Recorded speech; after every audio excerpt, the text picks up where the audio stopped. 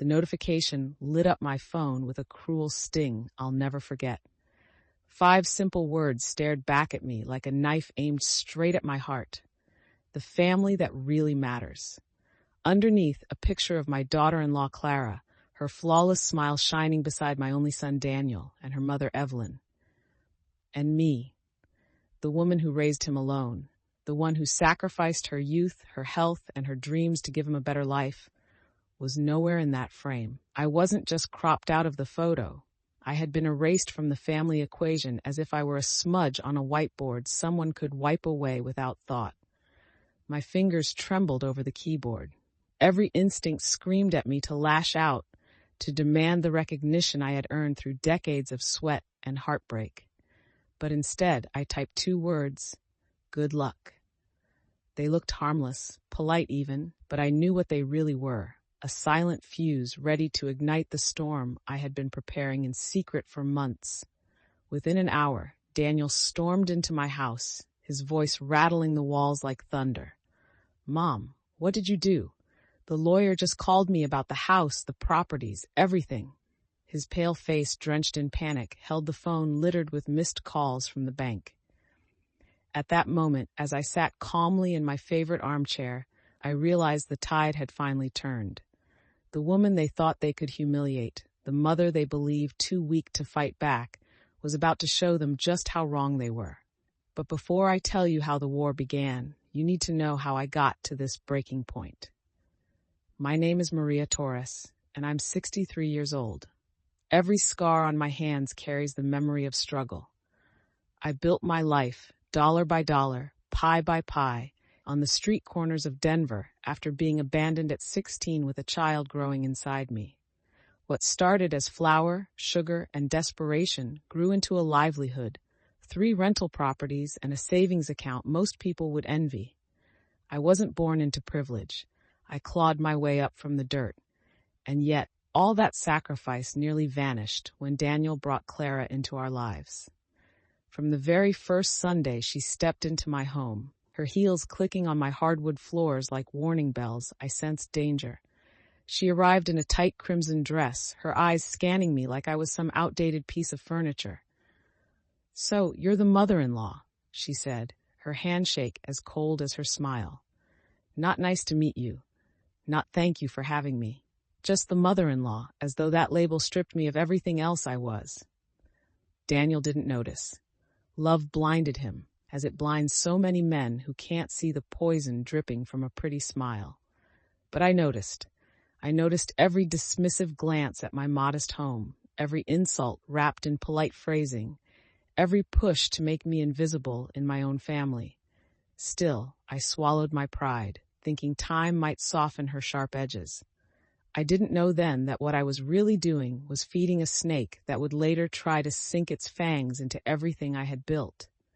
That photo, the one with the caption that sliced me open, wasn't just a cruel social media post. It was a declaration of war. And with my reply, "Good luck," I had answered. The battlefield was set. From the moment Clara Whitman entered our lives, my home stopped feeling like a sanctuary.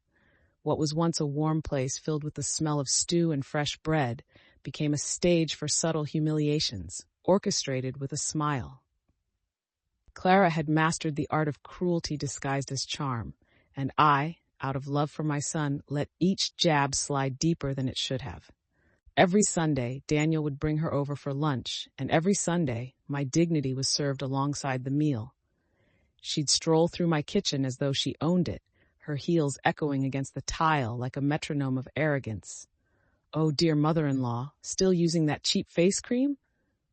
Look at those wrinkles," she'd say, applying some imported serum from a glass bottle right there at my bathroom mirror. Her tone was syrupy sweet, but her words cut like glass. Daniel never noticed. He'd laugh, pour her wine, talk about his work. To him, these were harmless jokes. To me, they were calculated daggers. I gritted my teeth, smiled politely, and carried on serving meals, swallowing my pride like bitter medicine. The day they announced their engagement should have been one of joy. Instead, it felt like the ground cracked open beneath me. Daniel arrived with a bottle of champagne, his face lit with boyish excitement. Mom, I want you to be the first to know. Clara and I are getting married in December. He hugged me tightly, and for a fleeting second, I felt the warmth of the little boy I once carried on my hip. But behind him, Clara stood like a queen who had already claimed her throne. The smirk on her face told me this marriage was less about love and more about conquest. After the announcement, Clara began visiting me alone, under the guise of bonding. But the truth was darker. She'd sit in my living room, legs crossed, sipping tea from my best china, dictating new family rules. "Look, Maria," she said one Tuesday afternoon, tapping her nails against the table. "I know you and Daniel have been close, but once we're married, things need to change. A married man needs his space. There can't be a third wheel in the marriage." Her words chilled me. I explained gently that I had never interfered in Daniel's relationships, that I respected his privacy. But Clara's smile never wavered. "Oh, don't take it the wrong way. Men can be too attached to their mothers, you know? That can cause problems." Her voice was soft, but the message was acid on my soul. You don't belong anymore. Wedding preparations only deepened the wound. Clara and her mother Evelyn made every decision without me. At the dress shop, they paraded in front of mirrors while I sat silently in a corner. "This is a mother-daughter tradition," Evelyn said, her condescending tone slicing through me. "I'm sure you understand." When it came time to tour the wedding venue, Clara feigned surprise at my presence. "Oh, Daniel, I didn't know you invited your mom. We agreed it would just be the three of us." She gestured to herself and Evelyn, as though I were an intruder. On the wedding day itself, I was reduced to an errand girl. Every time the photographer approached, Clara would invent a task to keep me out of frame. "Maria, could you check if the guests have enough water? These little details are so important." I obeyed like a hired hand while Evelyn slipped seamlessly into my place in all the family photos. When I looked back at the wedding album months later, I was nearly invisible, a ghost at my own son's celebration. After the honeymoon, Daniel and Clara moved into a sleek new apartment, one I had helped finance. Daniel came to me in tears before the wedding, confessing that his salary wasn't enough for the down payment. "Mom, please, I promise I'll pay it back. Just a loan of $1,000 to get us started." Of course, I said yes. He was my son. How could I deny him? But every visit to that apartment was another round of torture. "Careful on that couch, Maria," Clara would say as I sat down. "It's imported and delicate. We wouldn't want it stained or broken." Her eyes swept over me as though I were a clumsy intruder.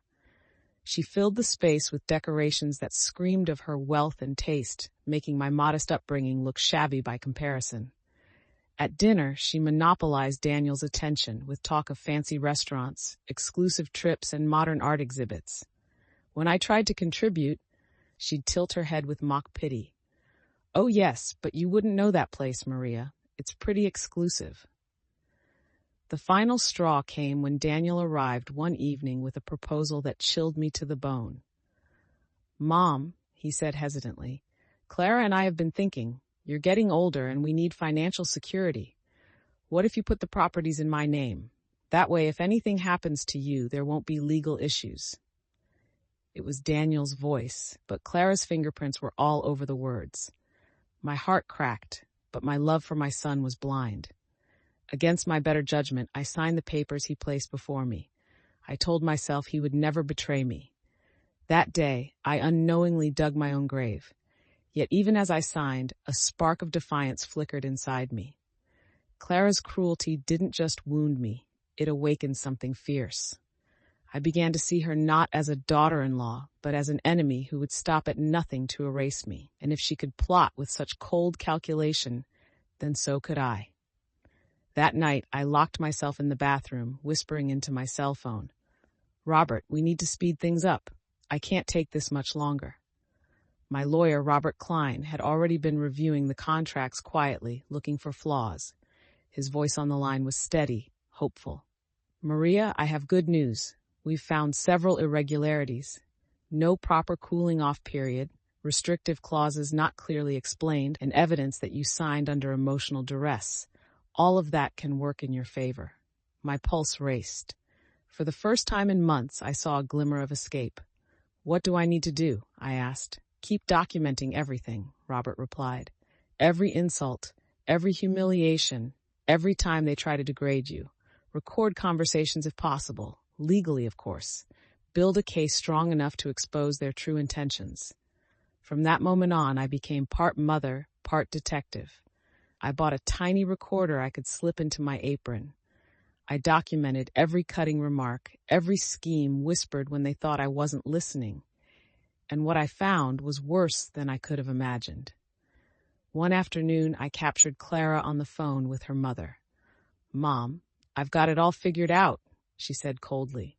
"Once I'm pregnant, we'll tell the old woman the baby needs peace and quiet. We'll say she's too stressful. If she resists, we'll remind her she has no legal rights to the house. If she pushes back, we'll threaten a restraining order." "Perfect, sweetheart," Evelyn replied. "I already talked to the architect. We'll knock down her bedroom wall for that walk-in closet you've always wanted, and her bathroom will make a great office for Daniel." I nearly dropped the recorder as my knees buckled. They weren't just planning to push me out. They were redesigning my home without me in it. From then on, every insult, every whispered plan fueled my determination. Clara thought she was untouchable, but what she didn't know was that I had started building a fortress of evidence around her. And when the right moment came, when her arrogance pushed me past the point of no return, I would unleash it all. The battle for my dignity had begun in silence, and I was ready to fight louder than they ever expected. It was a Sunday in early spring, one of those quiet afternoons when the house smelled of beef stew simmering slowly on the stove. Cooking for Daniel had always been my favorite ritual, chopping onions with practiced hands, setting out the good china I saved for special occasions, folding the napkins the way he liked since he was a boy. I thought this would be one of those warm family evenings, filled with laughter and the comfort of home. I didn't realize it would mark the beginning of a nightmare. The sound of heels clicking against my hardwood floors reached me before I ever saw her. Sharp, confident, almost arrogant, like the drum roll before a bad omen. Daniel's voice floated from the hallway, cheerful and oblivious. "Mom, this is Clara." She appeared in the doorway like she owned the room. A tight crimson dress clung to her figure as if stitched onto her skin, a bold choice for a casual family dinner. Her hair was perfect, every strand in place, and her smile gleamed with the polished shine of someone who had practiced it in the mirror. But it wasn't warmth I felt, it was calculation. "So you're the mother-in-law," she said, extending a manicured hand toward me. "Not nice to meet you, not thank you for having me. Just the mother-in-law, like I was a title, not a person." Her handshake was cold, her eyes scanning me from head to toe as if taking inventory of flaws. In that instant, my heart sank. I had spent 63 years fighting for dignity, selling pies on street corners as a pregnant teenager, building a modest empire of rental homes, raising a son alone after his father's death. Yet here I stood, being reduced to a label by a stranger who looked at me as if I were just an obstacle. Daniel, blinded by love, didn't see it. He wrapped an arm around her waist and kissed her cheek, glowing with pride. My son was happy, and as mothers do, I swallowed the bitter taste rising in my throat. At the dining table, Clara sat with the poise of royalty surveying her subjects. Her long nails tapped a rhythm on the polished wood as she glanced at the family photos hanging on the wall. Her eyes lingered on the picture of me graduating as an accounting technician, the only formal education I could afford while raising Daniel. "What an interesting decorating style," she said at last, the faint curl of her lips betraying her disdain. I forced a smile, spooning stew into her bowl. "This recipe has been in our family for years. Daniel always loved it." She lifted her spoon delicately, sniffed, and then placed it back down as if the food were poison. "Bold flavor," she remarked, pushing the bowl slightly away. "Back at Mom's, we usually have a chef prepare more refined dishes." The words stabbed me, but I stayed silent. Daniel chuckled nervously. too smitten to notice the venom. I kept serving, pretending not to hear, but inside my chest burned with humiliation. When dessert came, I carried out slices of apple pie, golden and warm. As I set the plates down, Clara leaned toward Daniel, whispering just loud enough for me to hear. "Honey, does she always cook so homey?" Her voice dripped with sugar, but her meaning was razor sharp. Tears welled in my eyes, but I refused to let them fall. Instead, I busied myself clearing plates, stacking the dishes she had barely touched. In the clatter of silverware, I heard only her unspoken message. "You're not good enough.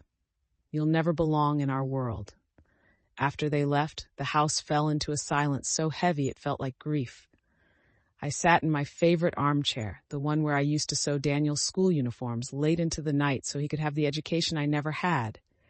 And for the first time in years, I cried. But my tears didn't come from weakness. They came from recognition. I had seen the face behind the smile, the contempt behind the charm.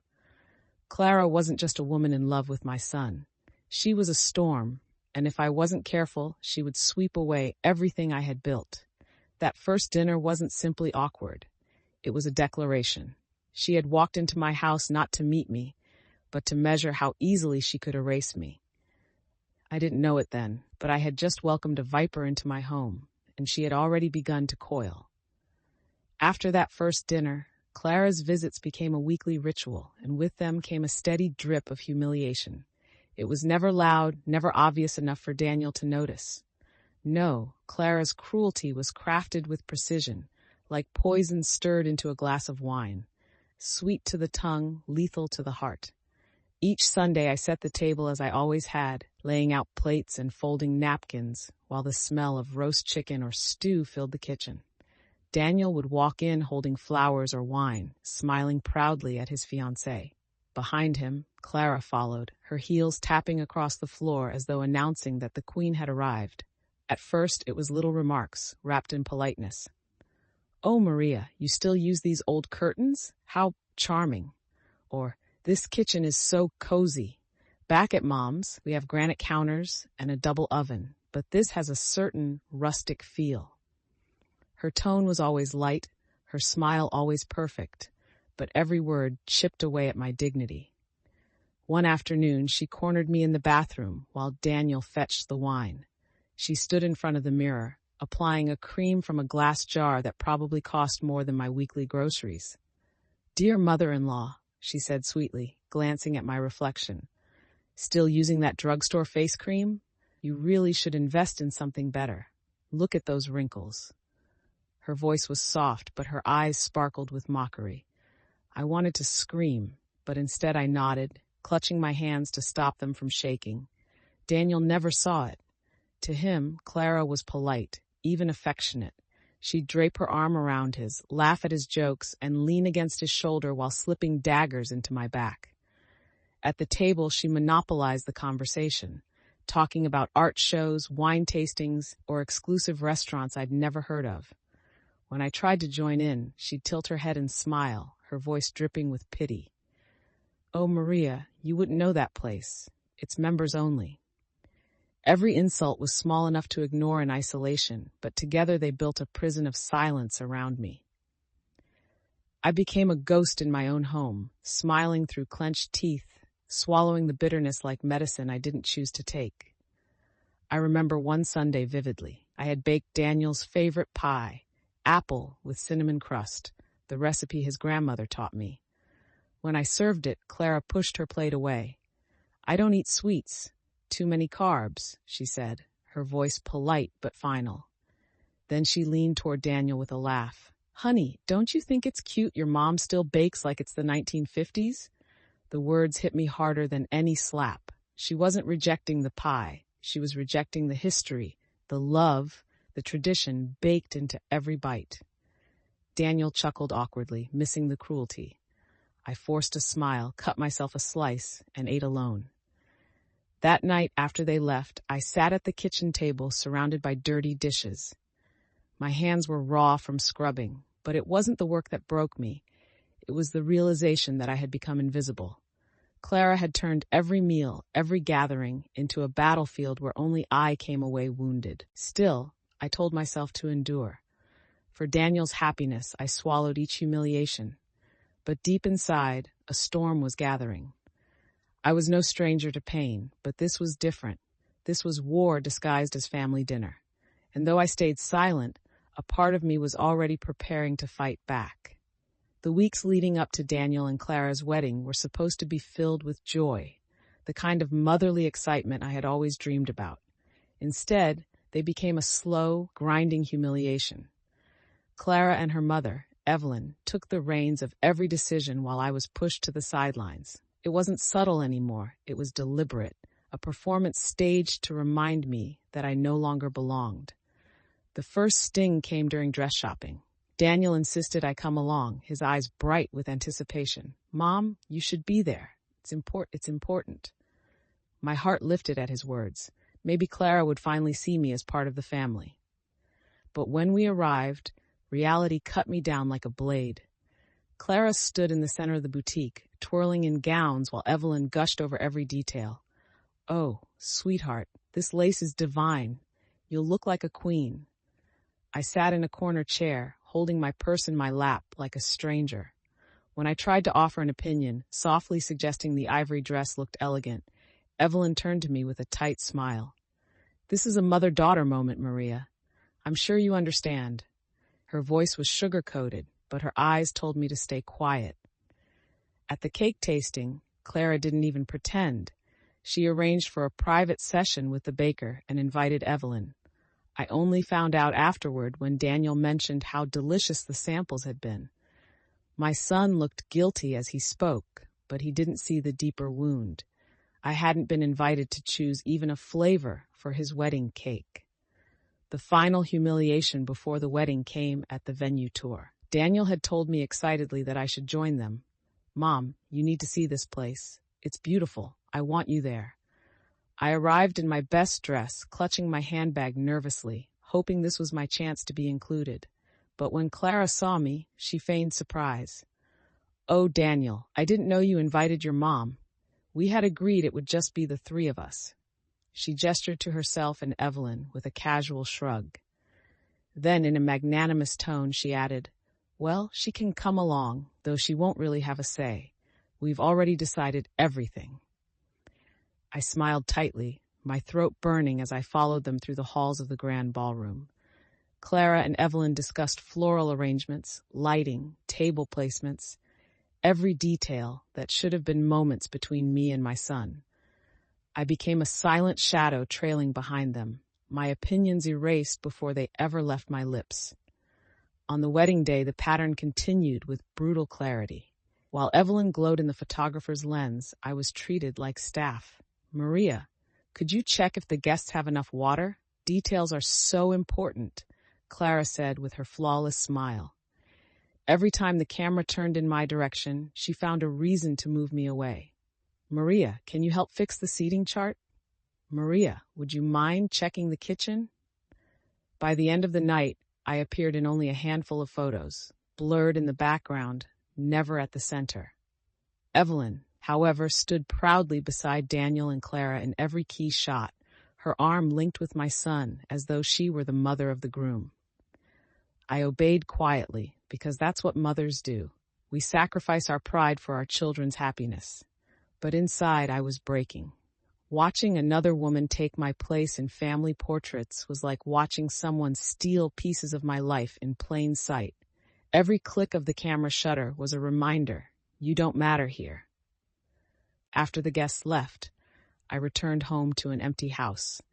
My heels echoed across the wooden floor as I walked into the kitchen. The stew pot still sat in the sink, remnants of the meal I had made earlier that day for Daniel, hoping it might be the last reminder of where he came from. I sank into my armchair, the one where I used to cradle him after long days, and let the tears come. But beneath the sorrow, something hardened. That wedding wasn't just a ceremony. It was a battlefield. And though I had been humiliated, erased from photos, and replaced by Evelyn, I realized something powerful. Clara's cruelty was no longer hidden. She had shown her hand publicly. And that, I thought, would one day become her undoing. When Daniel and Clara returned from their honeymoon, they moved into a sleek new apartment on the north side of Denver. To the world, it looked like a fresh start for a young couple. But to me, it was a painful reminder of how far I was being pushed away. That apartment had been born out of my sacrifices. I still remember the night Daniel came to me before the wedding, tears in his eyes, his voice shaking with shame. "Mom, I don't have enough for the down payment. Clara says we can't start our marriage in a rental. I just need a loan, maybe $1,000. I promise I'll pay it back." How could I refuse? This was my son, the boy I had raised alone, the boy who once cried when he lost his baseball glove because it meant the world to him.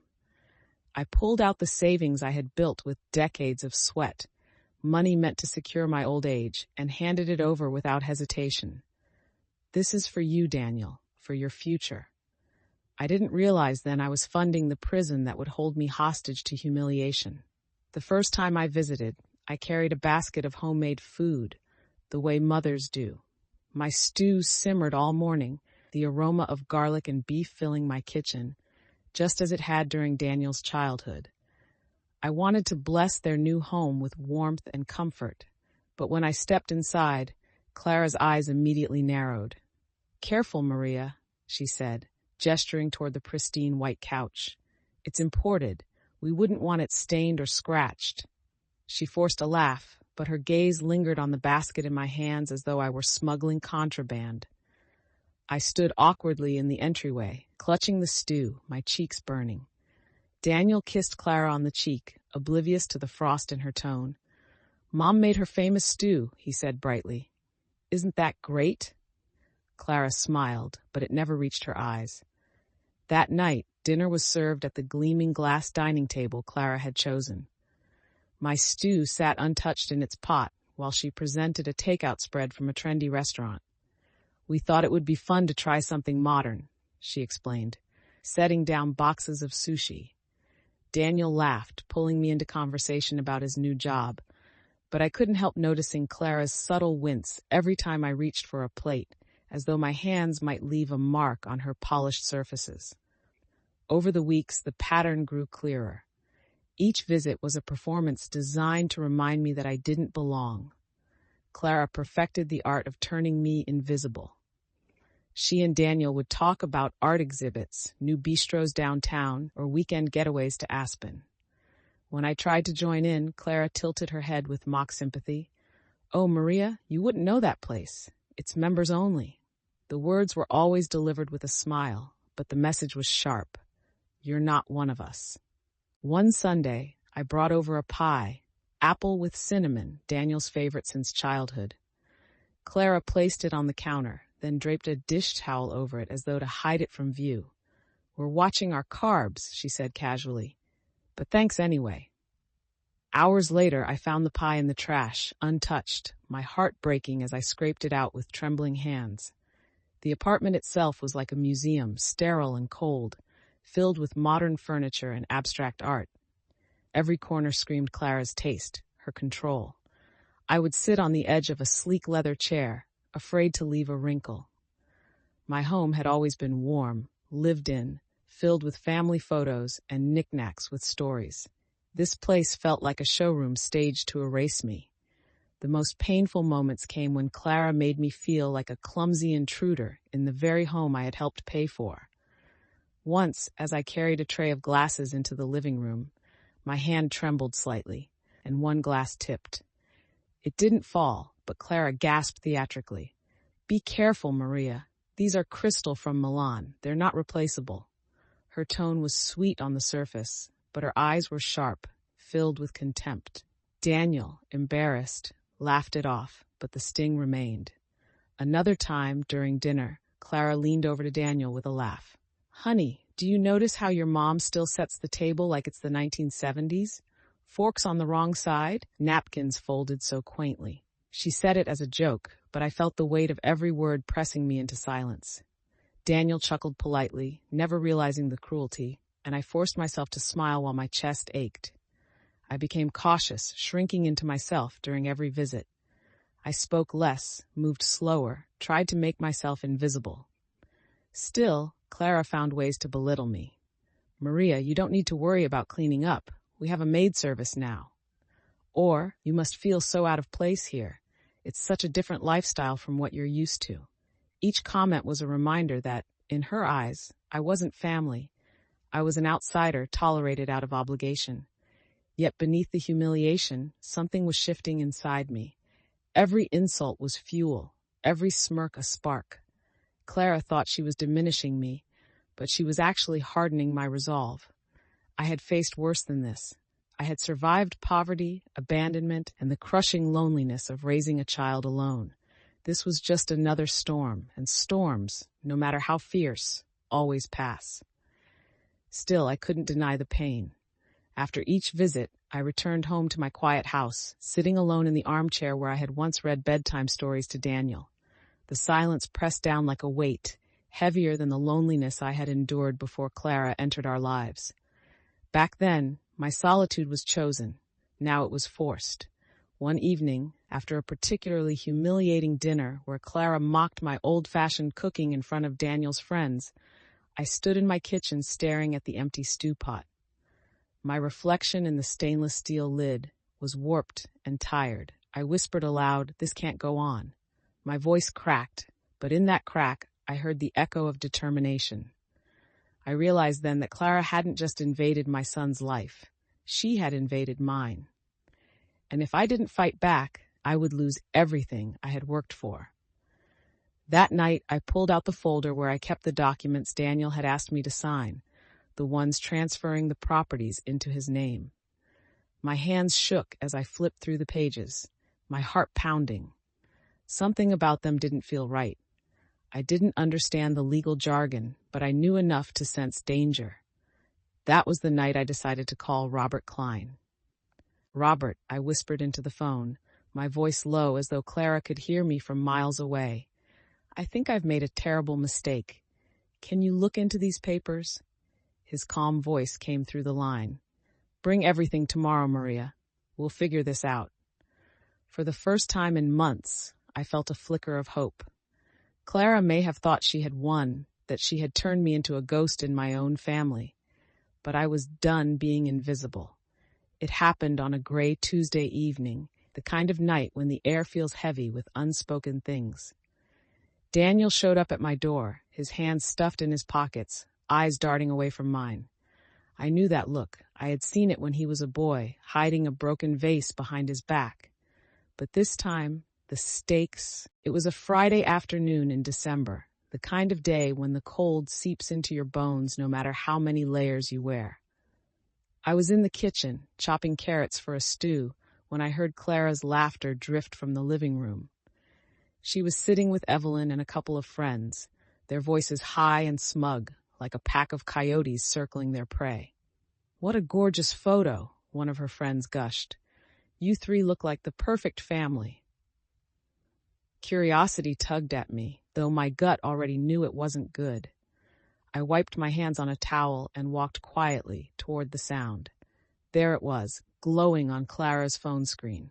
A photo of her, Daniel, and Evelyn smiling broadly in my own living room. I wasn't in the frame, deliberately cropped out, erased as if I didn't exist. Beneath it, the caption cut sharper than any blade, "The family that really matters." My knees nearly buckled. My chest tightened, as though someone had pressed a stone against my heart. After everything, decades of sacrifice, nights spent sewing uniforms to pay for Daniel's schooling, the down payment I gave to start their life, this was my reward. Public humiliation. A declaration that I was no longer part of the family I had built with my own hands.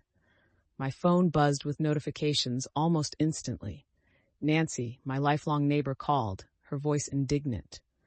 "Maria, did you see what your daughter-in-law just posted? How could she be so cruel?" Others texted, offering sympathy, anger, solidarity. The post was spreading fast, and with it, the lie that I didn't matter.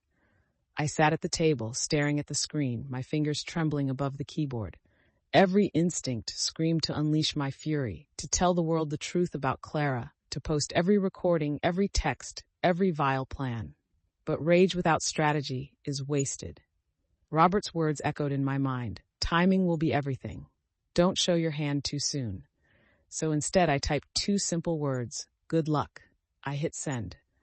To the outside world, it looked like a passive remark, maybe even a blessing.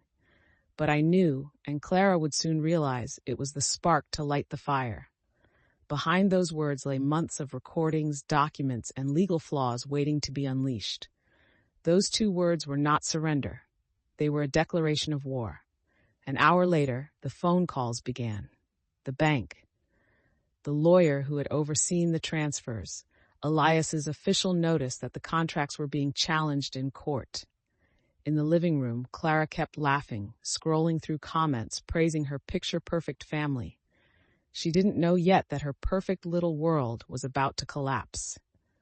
As I stirred the stew on the stove, my hands steady at last, a strange calm washed over me. For months I had swallowed humiliation, biting back words to protect Daniel, but no more. Clara had fired her shot with that cruel caption, and I had answered. Good luck. 2 words that seemed harmless, 2 words that carried the weight of everything she was about to lose. The moment I pressed send, Robert was ready. Within an hour, the legal machine roared to life. Court papers were filed, emergency motions submitted, and phone calls made to banks and property offices. By mid-afternoon, the assets Clara thought she controlled were frozen solid, locked under my name once again. It started with Daniel's phone buzzing violently on the coffee table. He frowned, answering a call from the bank. What do you mean the accounts are frozen? His voice cracked, panic rising. Minutes later, another call, this time from the lawyer who had overseen the transfer. Irregularities, void contracts, potential fraud. The color drained from his face. Clara's laughter died in her throat. She snatched the phone, her perfect manicure trembling as she shouted, "There must be some mistake." But the more she argued, the clearer it became. The walls were closing in. I stirred my stew calmly in the kitchen, listening as their voices grew frantic. To them, it was chaos. To me, it was justice. Justice that had been months in the making. Robert's words echoed in my ear from our call just minutes before. Maria, it's official. Until this case is resolved, every asset reverts back to you. She can't touch a thing. For the first time in years, I allowed myself a small smile. The tide had finally turned. Daniel stormed into the kitchen, his face pale, eyes wide with panic. Mom, what did you do? The lawyer just called about the house, the properties, everything. His voice cracked, desperation dripping from every word. For a moment, I saw the little boy who used to run to me after scraping his knee, begging me to make it right. But this time, the wound was far deeper. I set down the spoon I had been holding and gestured to the living room. Sit down, Daniel. It's time you know the truth. Clara hovered in the doorway, her smile gone, her posture rigid like a cornered animal. Don't listen to her, honey, she hissed. She's manipulating you. She's jealous of our life together. But one look from me silenced her. I pulled out a thick folder from my bag, the one I had spent months compiling with Robert's guidance. Daniel, I've stayed quiet long enough. You need to see what's been happening under your nose. The first sheet I handed him was a screenshot of Clara's text messages. Her words leapt off the page. Once I'm pregnant, she's gone. Then I'll have half of everything. Daniel's lips moved as he read aloud, his voice trembling. Clara, what is this? His eyes searched hers, pleading for denial. Clara forced a laugh. Oh, come on, that's taken out of context. Anyone can fake a screenshot. I didn't flinch. I placed the next document in his hands, a transcript of the recording where Clara bragged about divorcing him once the assets were secure. Read it, Daniel, out loud. His voice cracked as he spoke her words. Daniel's like putty in my hands. I never planned to stay with him forever. The room fell into a suffocating silence. Daniel's eyes darted to Clara, searching for the woman he thought he loved, but she looked away, her jaw tight. Before she could protest, I pressed play on my recorder. Clara's own voice filled the air, crystal clear, leaving no room for lies. Old Lady Maria worked her whole life to build this estate, and soon it's going to be mine. Daniel staggered back as if struck. His hands trembled, the papers slipping to the floor. Clara, is this really you? Her mask shattered. Fine, she screamed, her voice sharp and venomous. Yes, I said it, and why not? You're spineless, Daniel. Your mother controls everything. I deserved better than this pathetic life. Her words echoed like gunshots in the quiet room. Daniel's face hardened, his tears drying into something else, resolve. For the first time, I saw in him the strength he had inherited from me, buried for so long under Clara's poison. Get out, he said, his voice steady. Pack your things and leave. You've humiliated my mother, lied to me, and planned to destroy us both. This ends now. Clara's eyes widened in disbelief. You can't be serious. I'm your wife. This is my house. But Daniel shook his head slowly, his voice colder than I'd ever heard it. This was never your house. It was my mother's, and you tried to steal it. You don't belong here anymore. In that moment, I exhaled the breath I had been holding for years. The battle wasn't over, but the tide had turned. For the first time, Clara realized the control she thought she had was slipping through her fingers. And for the first time, my son finally saw the truth.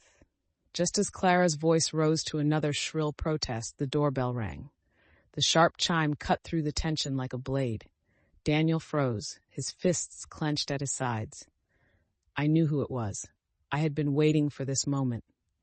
When I opened the door, Robert Klein stood there in his dark suit, a leather folder tucked under one arm. Beside him was a uniformed police officer, his expression calm but firm.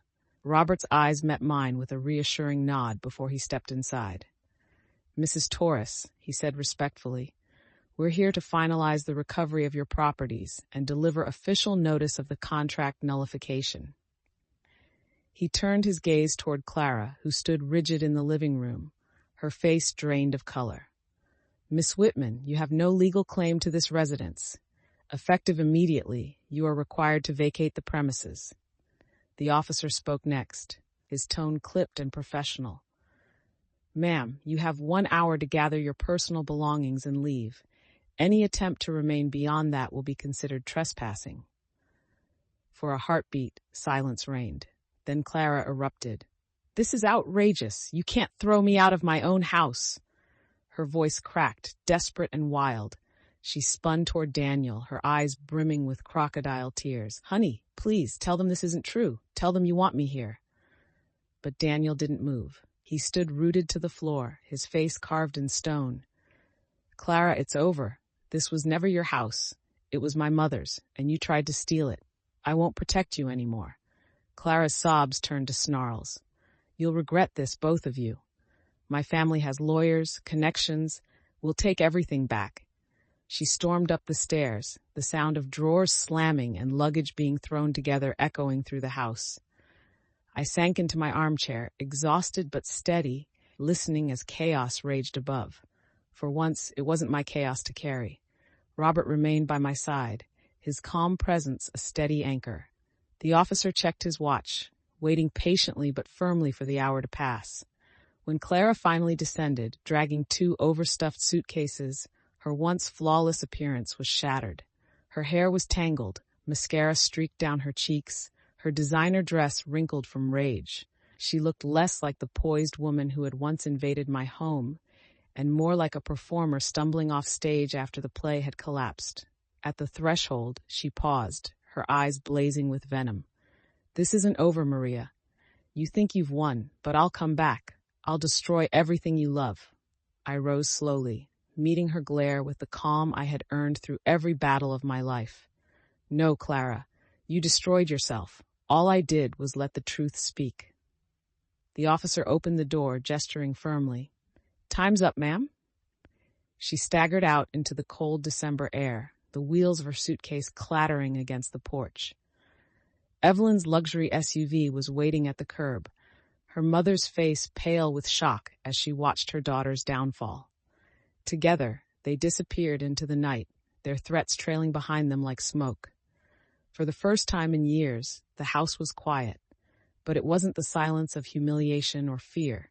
It was the silence of victory, of a home finally cleansed of poison. I should have known Clara wouldn't disappear quietly. A woman like her thrived on drama, and when the walls closed in, she would claw for any escape. Just weeks after she was forced out of my house, a certified letter arrived in the mail. The return address was a downtown law firm so expensive, their name alone was meant to intimidate. Inside, the paper spelled it out clearly.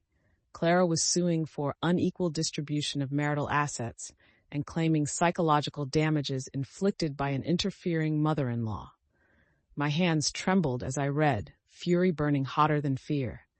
After everything she had done, after lying, scheming, and humiliating me, she had the audacity to play the victim. I called Robert immediately. He flipped through the documents with the ease of a man who had seen such tactics before. "This is desperation," he said calmly. "She's throwing mud, hoping something will stick. But Maria, you've built an airtight case. The recordings, the texts, the fraudulent transfers, no judge will side with her." Meanwhile, Clara launched her battle online. On social media, she painted herself as the wronged wife, trapped between a toxic, controlling mother-in-law and a weak husband who let his mom ruin his marriage. Photos of her and Daniel smiling from happier days resurfaced, plastered with captions like, "When love isn't enough because of meddling family." Her shallow friends filled the comments with heart emojis and cries of injustice. But truth has a stubborn way of shining through. Neighbors who had watched me endure Clara's cruelty for years began posting their own stories. "I saw how she treated Maria like a maid in her own home," Nancy wrote. "She doesn't deserve pity. She deserves consequences." The tide turned quickly. Local shopkeepers, old family friends, even Daniel's colleagues added their voices. They spoke of my sacrifices, my character, my years of hard work. Clara tried to drown it out with more posts, more half-truths, more crocodile tears. But one by one, her allies fell silent. Some even deleted their comments, ashamed once they realized the full story. Eventually, she had to disable comments altogether, her once polished image crumbling in real time. When the court date finally arrived, Clara strode in wearing a designer suit, her expression still defiant. But the moment Robert presented the evidence, the recordings of her plotting to evict me, the texts bragging about her perfect plan, the proof of loans she had taken against my properties, her confidence shattered. The judge's gavel struck like thunder. The contracts were voided. The properties, the accounts, every cent returned to my name. Clara was ordered to pay legal fees and fined for attempted estate fraud. I sat in that courtroom, my hands folded tightly in my lap, tears welling in my eyes, not of sorrow, but of relief. Justice had spoken louder than her lies. Clara left the courthouse that day flanked by her mother, her face pale and hollow. The cameras she had once posed for so eagerly now caught her shame. And for the first time, I didn't feel anger. I felt peace. She had tried to destroy me with lawsuits and slander, but in the end, she had only destroyed herself. News of the court's decision spread through Denver faster than wildfire. In small communities, people talk, and soon everyone knew that Clara hadn't just lost her lawsuit. She had been exposed as a manipulator who tried to rob a mother of her life's work. The same woman who once strutted through town in designer heels, flashing her perfect smile, now avoided crowded places, her reputation in tatters. At the grocery store, I overheard whispers. "That's the one who tried to steal from Maria Torres," someone murmured. At church, a neighbor leaned over and said quietly, "Justice was served. You deserved this, Maria." These weren't just words of comfort. They were acknowledgments, validations of the humiliation I had endured for years in silence. Clara, meanwhile, discovered what happens when the mask falls. Invitations to social events dried up. Friends who had once gushed over her Instagram photos stopped returning her calls. Even her own extended family grew distant, embarrassed by the scandal that followed her name. In the age of screenshots and recordings, her lies couldn't survive the light of truth. Her mother, Evelyn, didn't escape unscathed either. For years she had run a chain of upscale salons, her name synonymous with elegance and wealth. But whispers of her involvement in Clara's schemes, encouraging her daughter to manipulate me, even discussing how to remodel my house once I was gone, leaked into the community. Some clients stopped coming, unwilling to give business to a woman tainted by fraud. Within months, Evelyn was forced to sell one of her salons just to cover Clara's legal debts. For me, the change was overwhelming in the best way. Neighbors who had once pitied me now respected me more than ever. Nancy, my lifelong friend next door, told me one morning, "Maria, you've become an example. People see that you stood up for yourself, that you didn't let them take advantage of you. You've inspired others." I never set out to inspire anyone. I just wanted to survive. But hearing those words made the years of pain feel less wasted. Daniel, too, felt the ripple effects. At his workplace, colleagues who had once admired his beautiful wife now looked at him with sympathy. "You're stronger than we thought," one told him after learning the truth. He confided to me one night, his voice low, "Mom, I thought losing her would ruin me, but watching people respect us for standing up, it feels like I finally see clearly." Meanwhile, Clara tried to reinvent herself online, posting carefully curated photos and long captions about finding herself after betrayal. But the comments never returned, and whispers followed her wherever she went. Reputation, once lost, is nearly impossible to rebuild. As for me, I walk through my neighborhood with my head high. The same streets where I once sold pies as a desperate 16-year-old now felt like proof of a life built with grit and sacrifice. And now, finally, everyone saw the truth. That legacy could not be stolen by cruelty or lies. Clara and Evelyn had gambled with greed, and greed, in the end, always collects its debt. In the quiet weeks after the trial, Daniel moved back into my house while the divorce papers were finalized. The first few days were heavy with silence. He would linger in the doorway of the kitchen, watching me cook, as though unsure if he had the right to sit at the table anymore. One evening, as I set down a bowl of stew, he finally spoke, his voice low and broken. "Mom, I don't know how to apologize for everything I let happen. I stood by while Clara humiliated you. I let her turn me against you. I was blind." His eyes filled with tears, and for the first time in years, I saw the boy I had raised, the boy who once trusted me with every scraped knee and broken dream. I reached across the table, taking his trembling hands in mine. "Son, a mother's love doesn't disappear because of mistakes. You were manipulated by someone skilled at twisting love into a weapon. What matters now is that you see the truth, and that you choose differently from here on." He bowed his head, his shoulders shaking with quiet sobs. "I promise, Mom, I'll spend the rest of my life proving I'm the son you deserve." In that moment, the bitterness between us began to dissolve. The wounds were still there, raw and deep, but beneath them grew something stronger, the fragile, steady beginning of healing. Months passed, and slowly the house that had once been a battlefield began to breathe again. The silence was no longer heavy with humiliation, but filled with the soft rhythm of everyday life. Me cooking in the kitchen, Daniel repairing the old roof, the garden blooming with flowers I had planted decades ago. For the first time in years, I felt peace. It was during this season of quiet healing that Daniel introduced me to someone new. "Mom," he said one Sunday morning, his voice tentative, "there's someone I'd like you to meet. Her name is Fiona." My stomach tightened, memories of Clara's cruel smile still raw. But when Fiona walked through my door, everything felt different. She wasn't dressed like she was stepping onto a runway. Instead, she wore a simple blue dress, her hair tied back, her expression warm but humble. She carried a bouquet of daisies, not roses or orchids, and placed them gently in my hands. "Mrs. Torres, I've heard so much about you.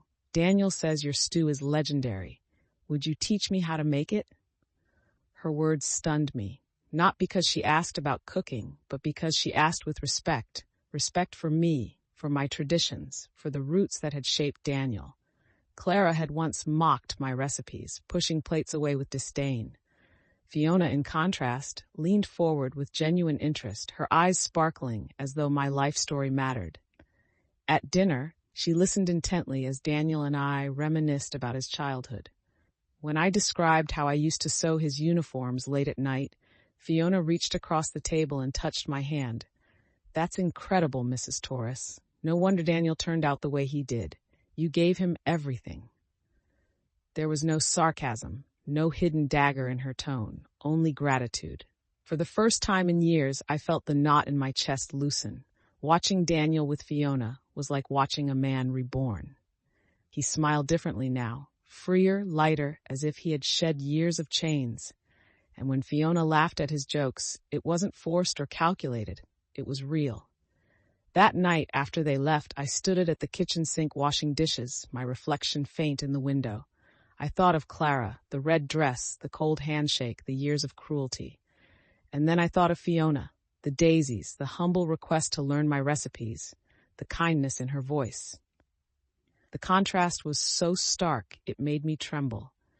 I whispered to myself, "This is what respect feels like."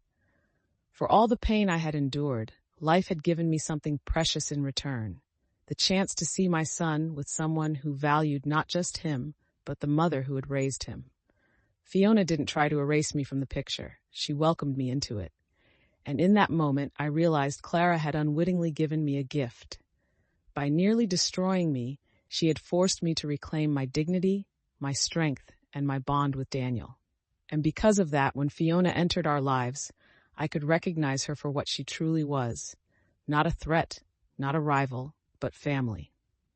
As I sit in my armchair now, the same one where I once cried in silence, the house feels different. The walls no longer echo with Clara's cruelty, but with laughter, with the simple comfort of belonging. The garden blooms again. The kitchen smells of stew, and Daniel sits at the table not as a stranger blinded by manipulation, but as the son I raised, humbled, wiser, and free. Looking back, I see that this journey was never just about property or contracts. It was about dignity, about refusing to let anyone erase a lifetime of sacrifice.